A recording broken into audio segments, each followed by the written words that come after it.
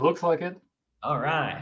Good, good. Well, thank you so much, everyone, for being with us this afternoon for our Lunch and Learn presentation here with Tim Hess from Invista Analytics. This program is on financing strategies for small-scale commercial preservation projects, which we're very excited to be hosting. My name is Jeremy Ebersol. I am the privileged to be the executive director here at the Milwaukee Preservation Alliance. And I think everyone's in for a real treat, a very practical and educational program here today that I think will give everyone some really meaningful tools to help make some of these smaller commercial restoration projects possible and help, again, whether you're a developer or architect or property owner, just interested in kind of how the financial side works. I think you're going to leave with a lot of great information today.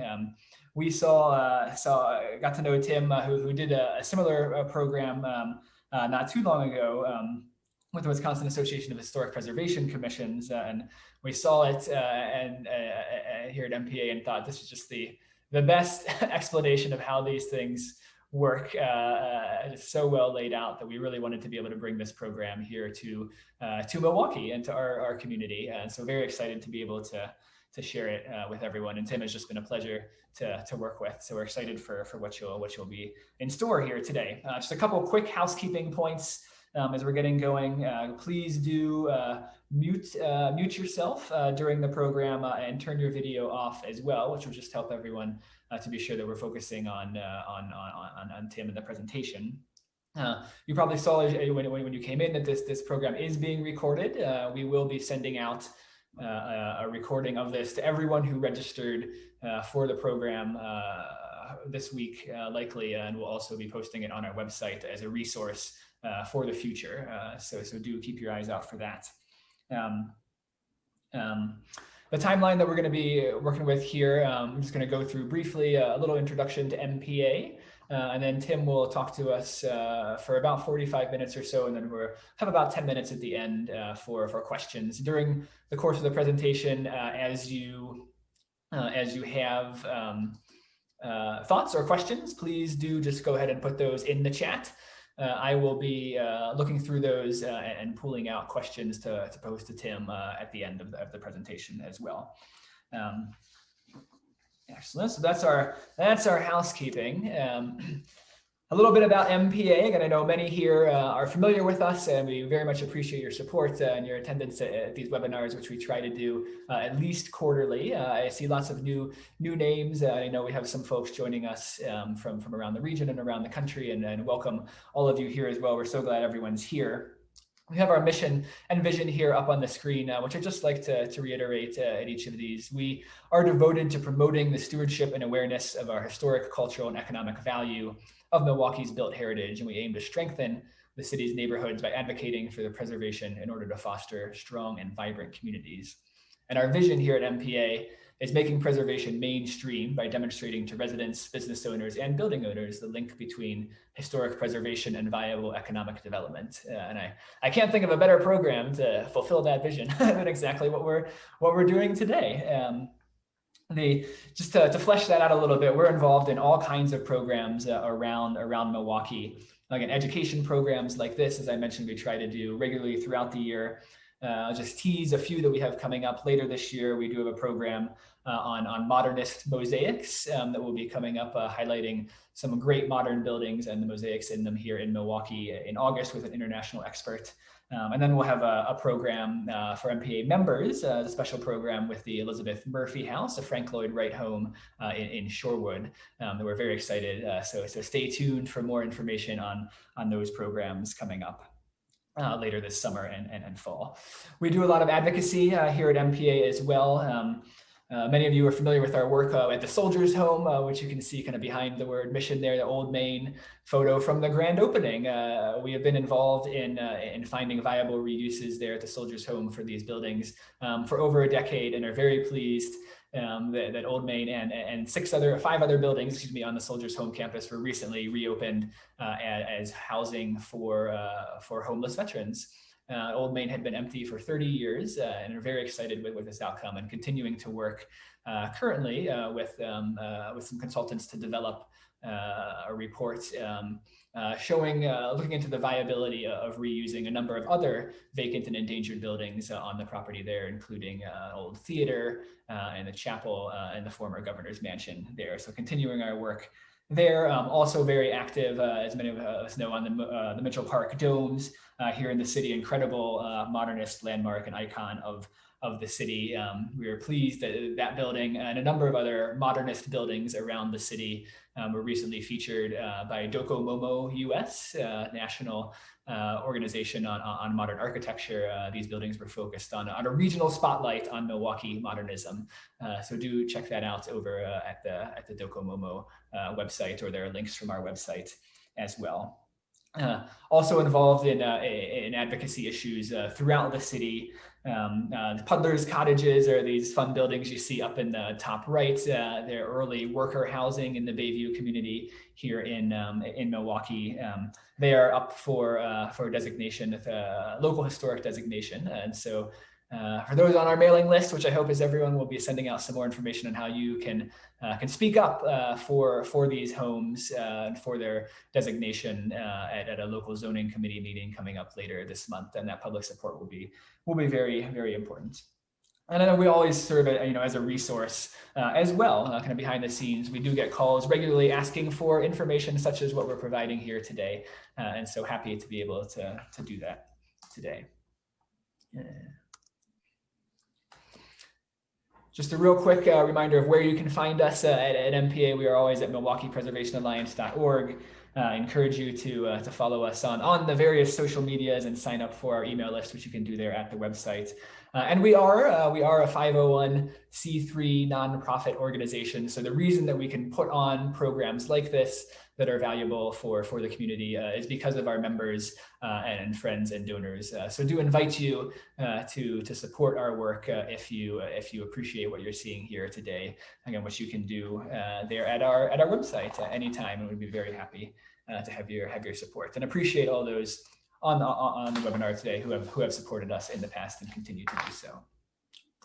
Lastly, before we jump into the meat of the presentation, we always I believe it's appropriate to have a land acknowledgement before our programs.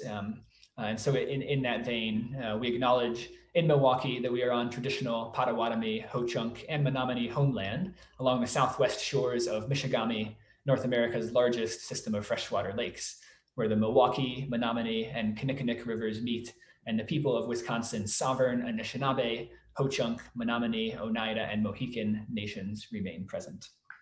And so with that, I'm very happy to turn it over to Tim. So I will stop sharing my screen and Tim can jump into his and hope everyone enjoys the presentation.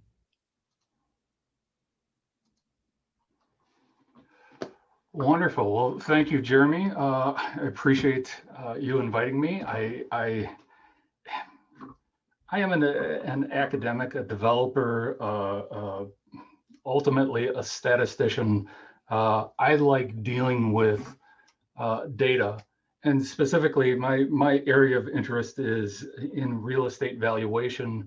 That has gotten me involved in a fair number of projects with tax incremental financing, and then inevitably I encounter historic preservation then too, with historic tax credits and finding ways to make projects happen. And to be quite frank, for me, some of the most exciting ones are seeing these projects where we get to preserve a really cool old building with great stories with it. These are the ones that I really enjoy the most. So yeah, I appreciate that especially with some of the relatively smaller projects. A lot of people come in believing that the historic tax credits are going to solve all of our issues. And I want to diffuse that, but also then offer you other options to try to make projects like this work. So let's move on here. Let's see. So I provide this slide here to kind of show, this is kind of typical of most main streets, but even in Milwaukee, you're going to have relative commercial districts that look reasonably similar to this. This happens to be my hometown. This project here was a historic preservation project, but this isn't what I want to deal with. This is a large scale $10 million sort of project. And really, you're going to get a very seasoned developer likely taking on something like that. But rather, I would look towards maybe a building like this, which is definitely old. It is within a historic district. It is considered a contributing member of the historic district. And so tax credits could apply here. It needs some work, but it could be revitalized into something cool. Or maybe a building like this. You can imagine somebody getting into a building like this for $100,000 or potentially a little more or a little less, and wanting to, maybe operate some new business, live out their dream on the first floor, and on the second floor, rent it out. I've looked at the City of Milwaukee's website and see they've got a number of projects that are potentially historic buildings that they're listing for sale that one could get into for relatively cheap, but the cost to preserve is relatively high. Here's an example of a project that we completed, I think it was like 5 years ago, where we used historic tax credits and completely preserved the building. And here is an example of a project that we are undertaking right now, which is roughly an 11,000 square foot, used to be a automotive dealership built in the 1920s kind of thing, but really needs some love and some work on it to turn it into something substantially usable. So it's these kind of projects, something relatively small that people struggle with utilizing the tax credits to really make it all work. But let's give you some solutions here. So this is what I was referring to. Here's that project that is listed on the city's website, the City of Milwaukee. It's on Burleigh. It is a project that they've got listed for sale. They're looking for somebody to come in and do things. It's got some cool architecture there, and plausibly one could get this thing listed on the National Registry. Most of the novice developers or owners that come in that don't really consider themselves developers, but just want to finish a cool project, they hear, hey, there's 20% federal historic tax credits and 20% state historic tax credits. This will be great. This is going to solve all my problems. And they've got visions of this, that they're going to be swimming in money. And to some extent, I look to dissuade them of that notion. To the other extent, though, that if you look closely at this picture, it might actually be accurate. Because if you look at this young lady swimming in cash, you realize that she's actually swimming in singles, a single dollar bill. So it doesn't take much to do that. So yeah, people think that the historic tax credits are going to solve all of our issues. So let's look at the dream here. So this project on Burleigh has 3 storefronts, 3,300 square feet of commercial space with 4 apartment units on the second floor that needs to be rehabilitated. City's looking to sell it right now for $50,000. To purchase that and rehabilitate this complete building and put in the appropriate parking, we're looking at maybe a $1.2 million project cost here. Now, when you start off with a project like this, your first look is typically, okay, how is a bank going to be able to help me? And the bank is going to look at it and say, well, let's get this thing appraised. The appraisal is going to be based off of what your likely rents are on both the commercial and the rental units on the second story. And so let's assume that the appraisal comes back at $800,000. Typically, a bank will be willing to lend most people a 80% loan to value or $640,000. So then now the dream part, there's the 20% federal, the 20% state, that equals 40% total. 40% of 1.2 million is $480,000. Great, if I get that for cash, well, there's only $80,000 left, a gap to be filled by the owner. And that sounds perfect. If we did that, that would mean, gee, that you instantaneously walk into $80,000 worth of equity. That would be wonderful. The problem is, this is absolutely not how this program works. And one of the main things that most people don't quite understand about the historic tax credit program is this, that the tax credits are applied to qualified rehabilitation expenditures. And for the novice, let's talk about it a little bit. That basically, the tax credits will apply to all of the work done on the building. Well, the majority of the work done on the building, both inside and out. Exceptions are movable equipment or tack down carpeting. If you glue down the carpeting, that counts, but not tack down. Financing, that certainly applies. Architectural and engineering services, that certainly applies. Those are all eligible costs.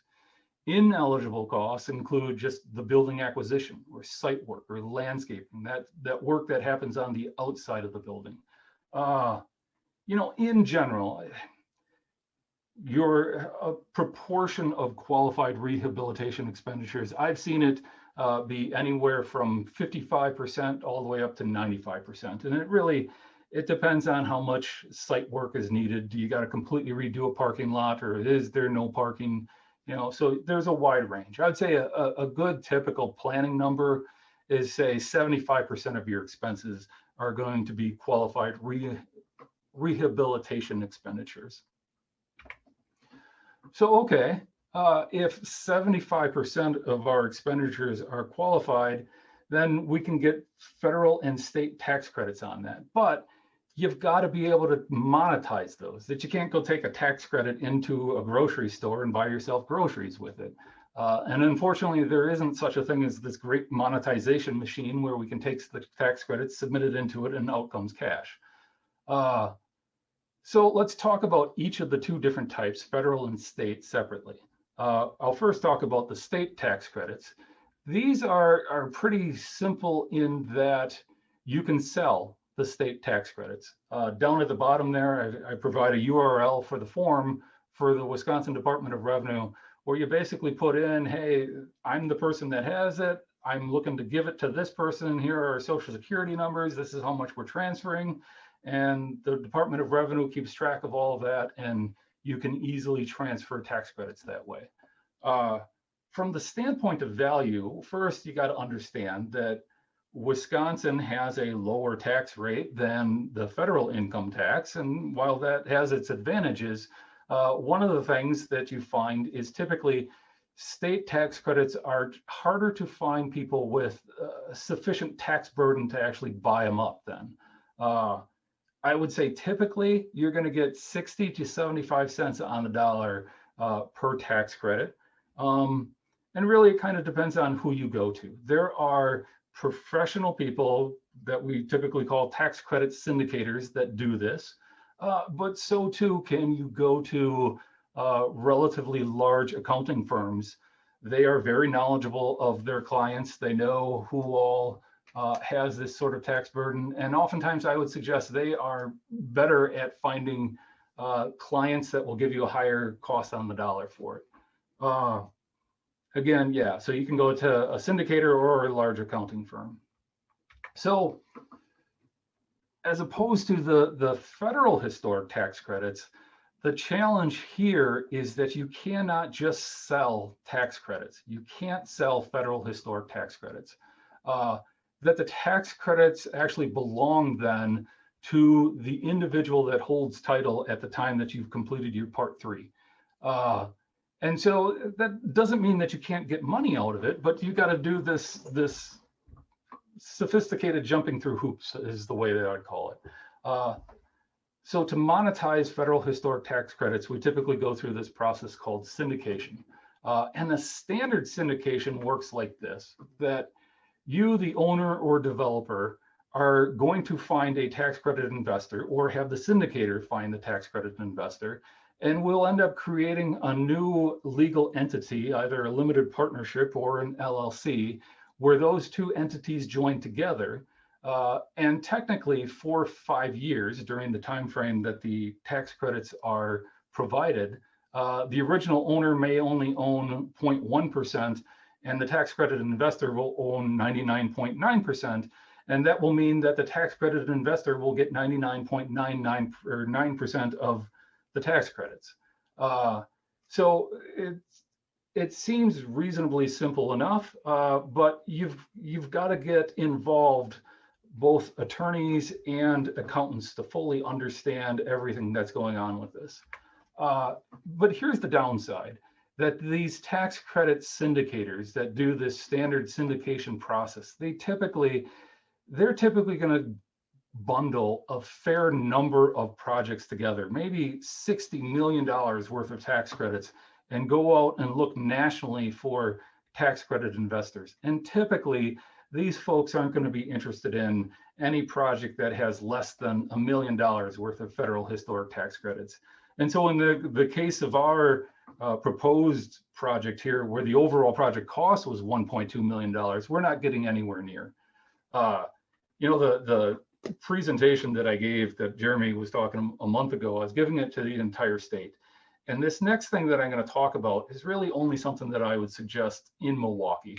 And that is this, that if you don't go through a regular syndicator, you certainly can go to some local accounting firms. And again, they may be able to identify local individuals that may be interested in going through this federal syndication process with you.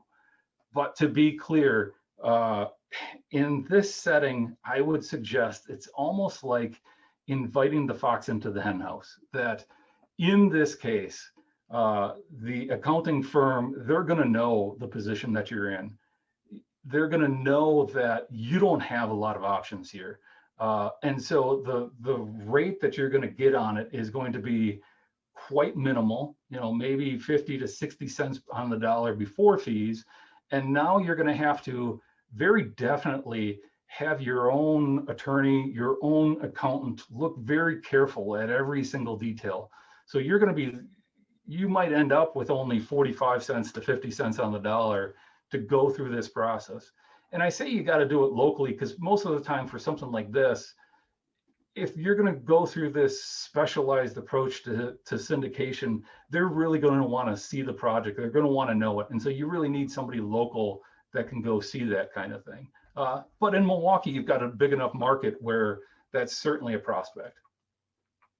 The last approach doesn't necessarily monetize it, but for some people, you can self-utilize federal tax credits.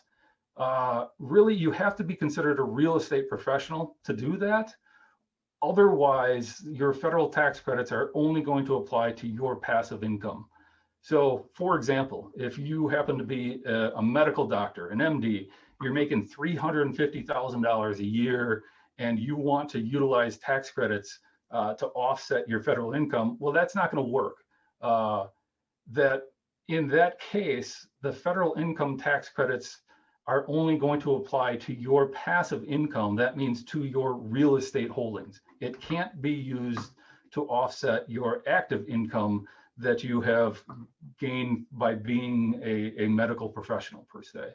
So these are a struggle that, on the one hand, it's tough to turn it into money.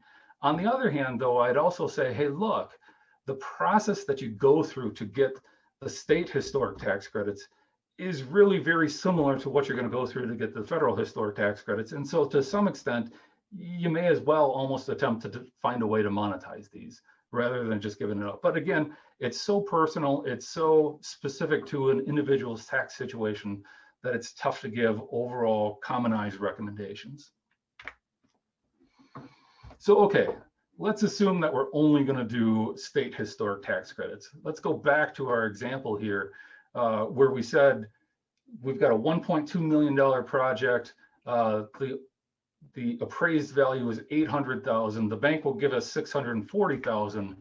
If we go through what I had suggested there, 20% state tax credits at 75% QREs, qualified reimbursable expenses, and 75 cents on the dollar, we'd be looking at getting $135,000 in historic tax credits. And that would leave us $425,000 gap that needs to be filled. And so this is the problem, is that most people that come into these sorts of projects, they get to this point and they get very depressed thinking, oh, this was going to be easy. And now all of a sudden there's this huge gap and I don't know that I even want to undertake this project. And so my goal here is to help you find ways to fill this particular gap. It can be done. It's just going to take a fair amount of work. So here's my key to solving this dilemma. This book, Men Are From Mars, Women Are From Venus. Now, I happen to be divorced, and so maybe I didn't read this early enough, but I also happen to be re-engaged, so I've read this and I've taken away a few things from it. And what I've taken away in terms of this line of work is this, that we have to understand and use our funders' love language, that each of the different funding opportunities that I'm going to talk about, they have priorities. And when you go bring a project in front of them, if you can speak their love language, it's going to take you a long ways to get them to say yes towards your particular project. So here's the inevitable first question that I get when somebody comes into my office looking to do a historic preservation project. And that is, hey, are there historic preservations that can help with this grant? And the question, or this project, the answer is definitely yes. And the Historical Society, the Wisconsin Historical Society, has done a good job curating a list of these. And there's a URL that you can look up and go find these things. But here's what I would suggest, that historic preservation is a form of economic development, and that this means all those tools that are available to any developer for any economic development project are going to be available for historic preservation projects. And I would suggest that many of these sorts of tools are a little more lucrative than going for a $5,000 grant here and a $2,000 grant there kind of thing. So this is where I suggest for people to start off, is go for regular development incentives. So let's talk about them. Again, some people consider these alternative tools. The reality is they're maybe considered alternative for historic preservation, but in terms of mainstream development, these are the typical tools that one would seek to apply to a development project. First tool that I want to talk about is tax incremental financing. Let's talk a little bit about what it is and how it works. So consider any project, any building that you want to do. This building on Burleigh, it is likely going to have an assessed value. Now we can go in and ask a municipality to implement a tax incremental financing district. And if they agree to, a TIF will be created. Now shortly thereafter, they're agreeing to implement the TIF because you are going to do a substantial amount of work on the project and make it more valuable. So shortly after the TIF is created, presumably the project is completed and you will increase the overall value. Now the original assessed value that the building was assessed at when the TIF was created, that value is going to be maintained, and we're going to call that the baseline value throughout the life of the TIF. Now, the additional value that you add to the project by completing the preservation is going to be called the incremental value. And we can leverage that incremental tax revenue to finance a portion of the project then. Now, to be clear, that baseline value, the tax revenues that are collected on that through the life of the TIF will continue to go to the taxing entities. So the individual taxing entities are not actually losing any money over the time of the TIF. So at some point, the TIF is going to end. And now the benefit for the taxing entities is this, that the overall revenue that is generated, both the baseline and incremental value, goes on to the entire tax rolls. And now they get the revenue from all of that money moving forward. And the hope certainly is that adjoining properties will also be inspired to make improvements on their properties, thus increasing the overall assessed value in the area. So that's the idea of TIF. To give you an idea of how often TIF is used, well, all states except for Arizona have some form of TIF. Within the last 3 years in Wisconsin, we have averaged creating 82 new TIFs per year. And that as of 2020, Wisconsin has $26.8 billion of equalized incremental value having been generated in TIF districts, and that this equates to $576 million of annual revenue that can be used on TIF project expenditures. Now, that said, the legislature has put limits on municipalities. You can't go and TIF everything. And specifically, they've gone in and said any municipality can have at most 12% of their equalized value be within a TIF district. Certainly, the state of Wisconsin has decided to implement, as do most states, this concept of but-for, that in order to create a TIF, you have to meet a but-for finding. And I'll talk about that a little more in a minute. But the state statutes explicitly call out different types of TIF. There's environmental remediation TIF, there's blight TIF, there's redevelopment TIF. And so historic preservation can meet either the blight definition or the redevelopment definition. So clearly, in terms of the types of TIFs that are available, there is one that specifically applies to historic preservation. So this but-for test, let's talk about that for a minute. You know, the name comes from the colloquial assertion of this development would not occur but for the use of TIF. That is the concept. Now, state statutes do not define it explicitly. And so there's a number of different ways to look at it. The most common approach is a financial approach. It is, hey, gee, here's a project. If I invest my money in it and I get a 0.5% internal rate of return on that, I wouldn't do it.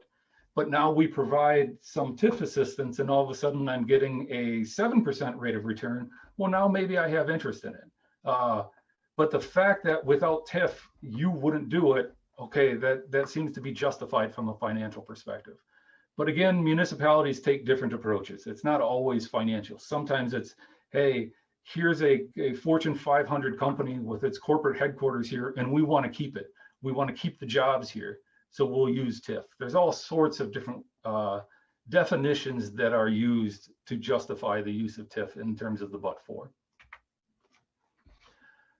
Another thing to understand is that the state statutes do not specify how to use it or what to use it for.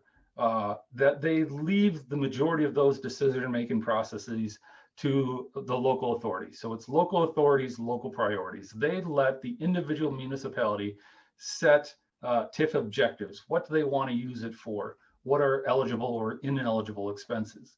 You know, the state statutes, for the most part, allow almost everything to be a TIF eligible expense, but municipalities oftentimes will limit it to, say, public improvements, road work, maybe sidewalks, stuff like that. It really depends on the individual municipality. Another thing to understand about TIFs is there is a minimum statutory approval process that you've got to go through a plan commission, have a public hearing. You got to have a public hearing and go in front of the Common Council and ask them to vote. The city of Milwaukee also requires a public hearing in front of the redevelopment authority and a vote there. So minimum time frame to get through this is going to be at least 2 to 6 months if you're looking to get through a TIF. And again, Milwaukee's tends to be a little bit longer. So then monetizing a TIF. You know, there are two ways to get money out of a TIF. One is a general obligation bond approach. That is, the city goes out and takes out a general obligation bond and gives money to the developer up front. To be quite honest, most municipalities have moved away from that, and rather they go with what is called the pay-go approach or pay-as-you-go approach. And under this approach, they basically will hand you a municipal revenue note that will say, gee, for the next 10 years or 20 years, you're going to pay your taxes, but then we're going to reimburse you 75% or 90% or something like that. And then you can take that municipal revenue note and go to a financing institution and ask them to give you a note on that municipal revenue note. So you can monetize it, but what this does is it puts the risk on the developer rather than on the city to pay back the note. So, okay, I've said it's going to take a lot of work. Well, how much can you get from this? Well, Our company has created a little website tool where you put in these values and it'll tell you the net present value, what the bank will give you. So first thing you got to calculate is the increment, and that is what is the final value versus the baseline value. In our example project, we said 800,000 final value. It's owned by the city, so the baseline value is 0, so the overall increment is 800,000. You got to put in your property tax rate. This you can get off of your property tax bill. City of Milwaukee right now is 26.16. You've got to figure out what allocation is the city going to be able to give you. That is something that you negotiate with them. Typically, that's between 75 and 100%. We'll use 90% here. What is the interest rate that your financing institution is going to give you?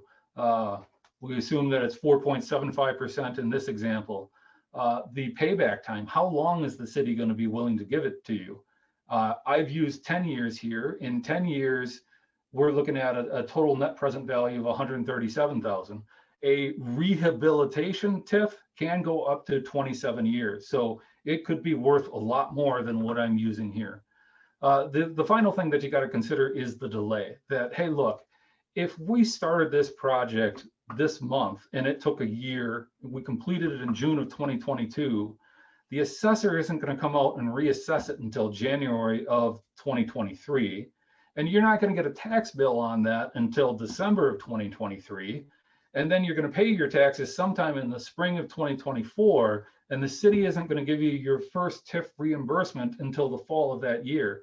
So in that case, there's probably a 2-year and 5-month delay from the time the project is completed to the time that you get your first TIF payment. We got to factor that in. And so if you put in these numbers into this TIF calculator, it says, hey, 127,000 if we could assume a 10-year payback. So how does that help us? Well, hey, it's money. If we look at that previous example where we said 135,000 from historic tax credits and we add 137.8 for a TIF, well, that closes the gap. It doesn't get us all the way there, but it's helping us. So let's justify the use of TIF. Look, if any of us have any money and we want to invest it, one of the first things the financial advisor is going to probably tell you is let's go to the stock market. The S&P 500 is an index of the performance of the stock market. And while you cannot invest in the S&P 500, you could invest in an S&P 500 index fund, a fund that has basically the exact same allocation as the S&P 500. And if you look at the 10-year average rate of return on an investment like that, it's 8.73%. Now there's other sorts of investment things to look at here, one being liquidity. That, hey, if you invest in the S&P 500 and you want out of it, it's almost instantaneously. So it's exceptionally liquidable. Ease of investment, invest in the S&P 500, you invest and forget it. But the downside of it is there's no economic benefit to the local community. Now we compare that then to, say, doing this historic preservation project without any TIF assistance. And if we go through the analytics, we could find, hey, gee, the 10-year internal rate of return on that is 1.3%. And now you ask the question as an investor, why would I invest in that relative to the S&P 500 at 8.73%? Plus, in terms of liquidity, the real estate investment takes a lot of time to sell off. There's substantial risk in project completion and ongoing management, but there is an economic benefit to the community that you're putting $1.2 million into contractors and architects and everybody that's going to do the work. That's a benefit. But in terms of the individual investor considering this, they're going to look at this and go, gee, I'm going with the S&P 500. So then the idea is, well, what if we do this with TIF? What if we provide enough TIF incentive to make the rate of return a little bit higher than what would happen if we invested it in the S&P 500? So maybe we give them enough to get a 9.2% internal rate of return. Now, yeah, there's more liquidity, or liquidity is not as easy with the historic preservation. Certainly there's more risk. There is that economic benefit to the community. The building gets preserved, but the rate of return is just slightly higher. And so this is the concept, is what we want to do with TIF is to provide enough support to incentivize the project but not so much support as to provide a windfall for a developer. So yeah, here's the pitfalls. You know, with the different municipalities, there's a wide array of thought processes on how to use it and policies. You know, there's not much that we can do about that, but what I would suggest is we've got to always make sure that we're coming in and trying to make the most compelling argument. And that means use the municipality's love language. You know, for some of the smaller municipalities, there's definitely a lack of staffing or expertise, and you can hire outside consultants that can help them. You know, the misconceptions that we have going in are the same misconceptions that, say, a plan commission or a city council has, that people believe the tax credits are going to fund everything and it must be a windfall for a developer. The solution to that is to educate people. The other misconception is that, hey, if we use TIF, public schools are going to lose out on all resources. And I'm going, well, that is a demonstrably false statement. We can prove that all the taxing entities will continue to receive the exact same amount of money that they're going to ask for any single year, whether or not a TIF is in place. So here's some examples of the use of TIF on historic preservation projects across Wisconsin. You know, I note here, here's Schuster's store complex in Milwaukee. I will suggest this, that, hey, you know, that's a relatively big project. And when I review all of the city of Milwaukee's projects, they tend to be larger projects. I did reach out to Lori Lutzka of the city of Milwaukee's development staff.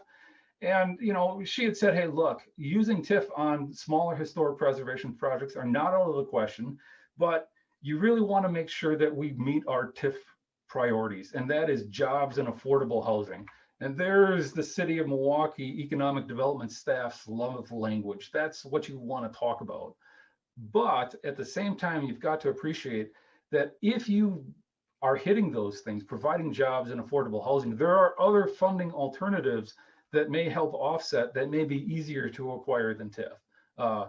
So yeah, TIF is definitely possible in the city of Milwaukee. It's definitely possible in all the outlying suburbs. So it's definitely a useful tool. So all right, let's move on from tax incremental financing. The next major funding source that I would suggest people explore is Wisconsin Economic Development Corporation. They've got two grants, the Community Development Investment Grant and the Idle Sites Grant. So the WEDC is the statewide economic development promotion arm of the state. You know, Missy Hughes is the secretary and CEO, and she serves under Governor Evers' cabinet. You know, they do work in partnership with the State Historic Preservation Office. So if you're going for state historic tax credits, you're already going to be working with this organization. They administer that particular program. You know, so the state is divided into 10 regions. Each region gets assigned a regional director. However, the Milwaukee area actually has 3 regional directors assigned to Region 7. I've provided a URL here that has a link that has all the contact information for those individuals. To be clear, WEDC's love language is jobs. So if you can phrase a project in terms of the number of jobs that are going to be created, it's going to help you apply for some of these grants. So the CDI grant is the first one that I want to talk about.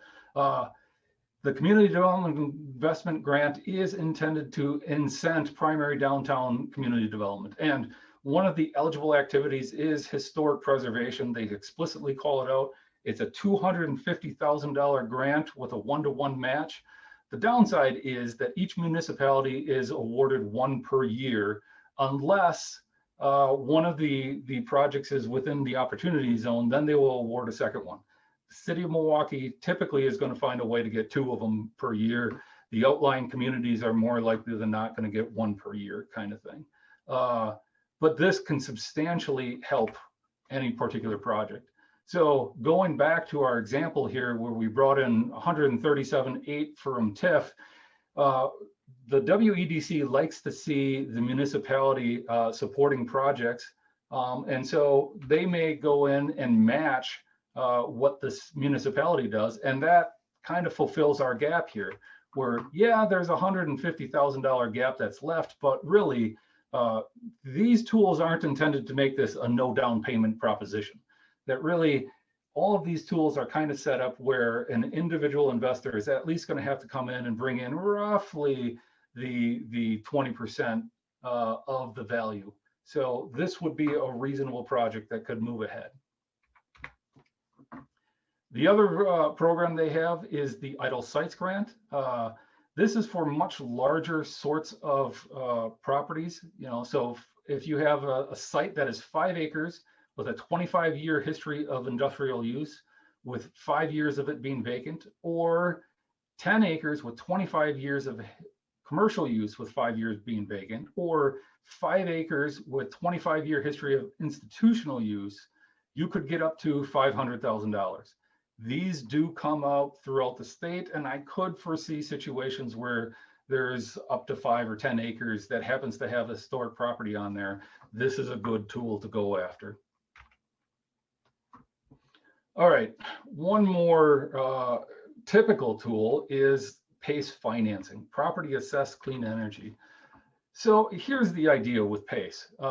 PACE is a program to provide an alternative financing stream. And the concept of this is if we can demonstrate that the materials or construction techniques that we're going to use are energy efficient and can prove that there's going to be cost savings over code minimum, that we can utilize the long-term cost savings here to leverage more debt on the project.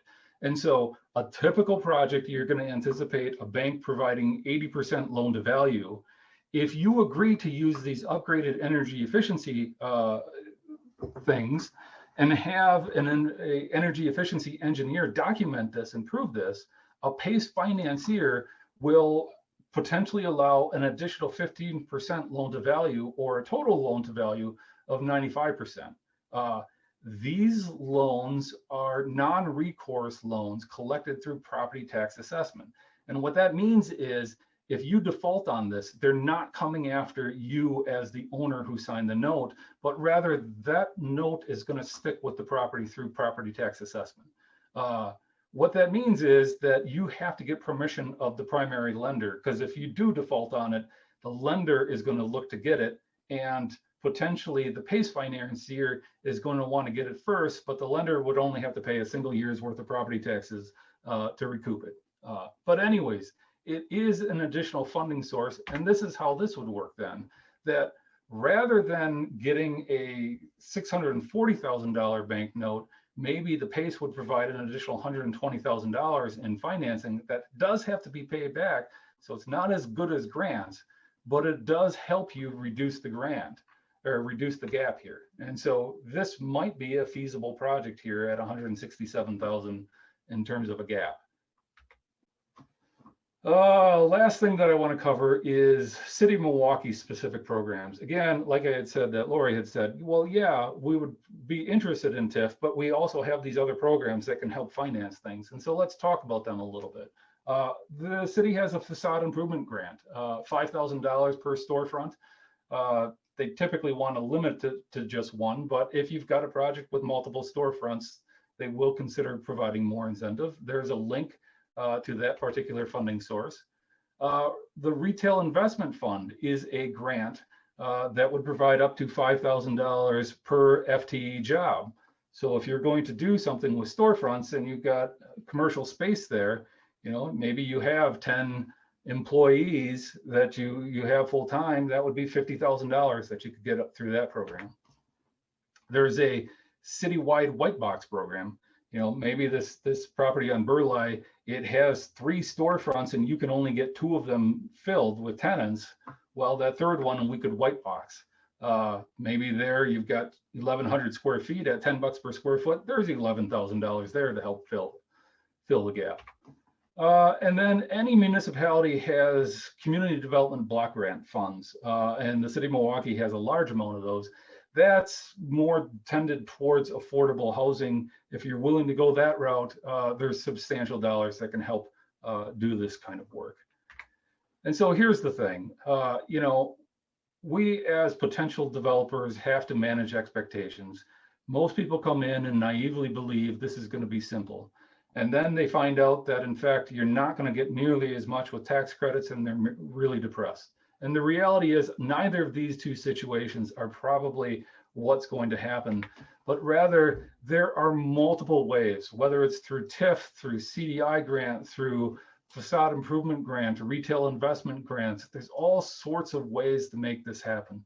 The thing that is most likely going to be the case is, while that version in the upper left that we hoped the tax credits were going to solve anything was going to be really easy, typically your capital stack is going to be very colorful here, that you've got to add a fair number of these incentive programs to make a project work here. But there's a lot of things out there that can make it happen. And if you can go to a community and speak their language, or talk about jobs, talk about affordable housing, talk about the things that they're interested in, they're there to support you. They want to see these projects completed, and they've got some funding tools to make it happen. So I know I covered a lot.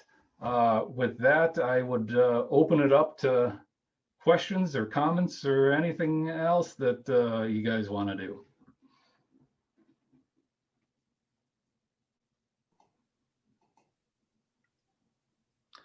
Great. Thank you so much, Tim. Awesome presentation. And if you're like me, you probably have been writing, typing, scrambling to get all of that, all of that wonderful information down. Lots and lots of really good information there. Just as a reminder to everyone that we will be sending this out to everyone who registered for the program, so you can go back and dig back into this and get all of those links. And then it will be hosted on our website as well, as a resource moving forward. Yeah, I just wanted to open up to questions. If anybody has in our last 5 minutes or so, I'm sure some questions came up with all of that great information. And so just feel free to put something in the chat there. It looks like great. We have some questions coming in. Wonderful. So I'll go ahead, Tim, and start with the first question from Dawn. Are there firms or consultants that help a person through this process? You're saying the developer? Yes, that would be Invista Analytics. We can certainly help through a number of the processes. So we are experts at TIF. We're very good at writing the grants for WEDC. But that being said, most of the time you're going to be able to call up and talk to the municipality first and understand, is it even possible? Or you call up the WEDC regional director and pitch them your project, and they'll give you kind of a heads up. Yeah, probably, or no, maybe not. And so you don't have to spend the money to figure out whether this is a possibility up front. That you have these conversations first, and then once you think you're in a good position to get this, then go out and find potentially a consultant to help you out. In terms of monetizing the historic tax credits, again, there are all sorts of tax credit syndicators that can help with that, or alternatively, I also suggested the large accounting firms can help you there too. Great, thank you, Tim. Yeah, and along with this, there's something. Yeah, starting working with some of these potential sources early on, and not being afraid to reach out and talk to the city and the funder, that they're not so scary. They want to help.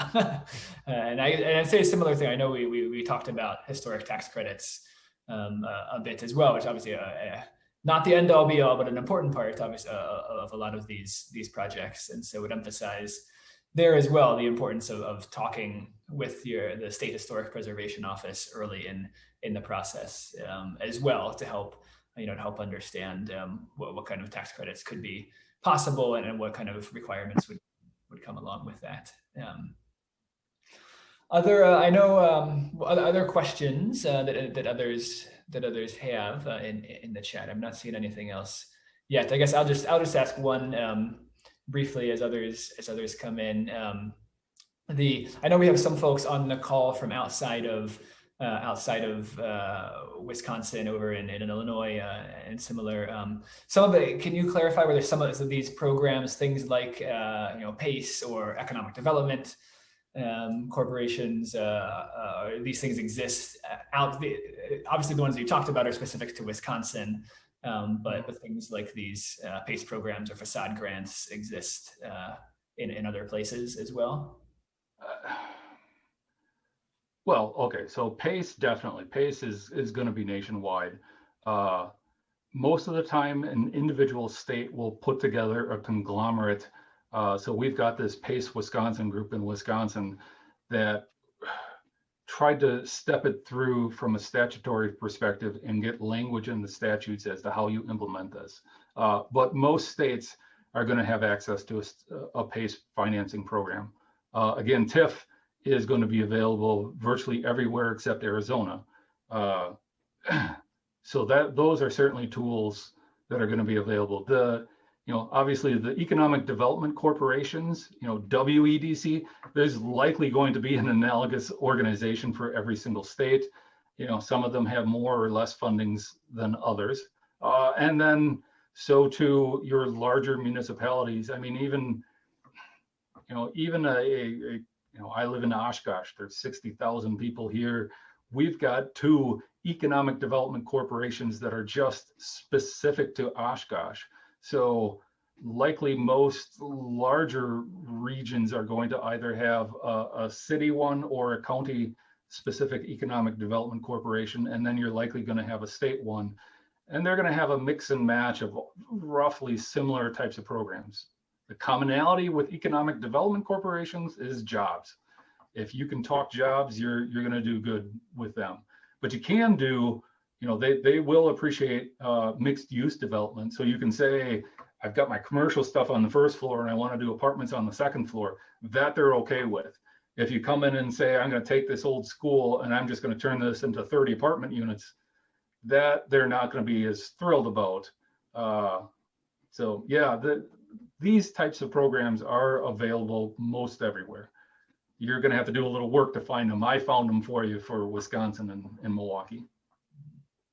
Great, thanks, Tim. And I know we're at 1, but we have one more question. If we can sneak this in here, Anna is asking if there's any big picture critiques or thoughts on how the overall system can be improved for small developers in order to create more dollars invested locally. Yeah, I mean, it's a tough one because, all of these projects, they're going to take time. And economic development staff, the city's got their economic development staff, the city of Milwaukee, most larger municipalities are going to have that.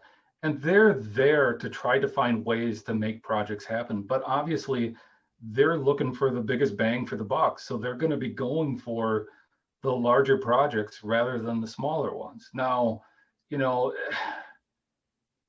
really to address this kind of stuff, it has to be at a statewide or a national level. I know, Dinah from the Historical Society has been talking a lot about lately their efforts to try to get, I forgot what the cutoff is, but like $2.5 million historic tax credit projects or less would actually get 30% tax credits rather than the 20%.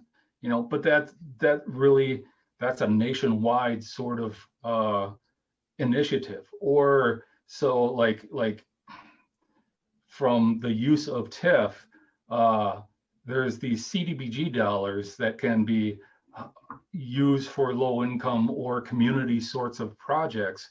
And the state has implemented a program where after the TIF has met its requirements, a municipality can hold it open for an additional year and use that money for CDBG type projects. And that's where you get more monies available for these types of smaller things. And, Tony Evers in his last budget proposal proposed extending that for a second year. I don't think it's going to make it through the legislative process, but people are considering it. But yeah, it really really has to come from a much larger overall perspective to make these programs work. There's a lot of administrative time and cost to do these things. So if you're going to change these things, it really should be at a much grander scale than a lot of us can implement or change. Yeah, yeah, thank you. And to that point, I just mentioned briefly that I know there is potential federal legislation, historic HTC Go legislation that would improve the federal historic tax credit with a higher amount and making it easier to use those tax credits, federal historic tax credits for smaller projects. Yeah, it is not passed yet, but that is legislation that is out there. So it is again being considered on the national level as well.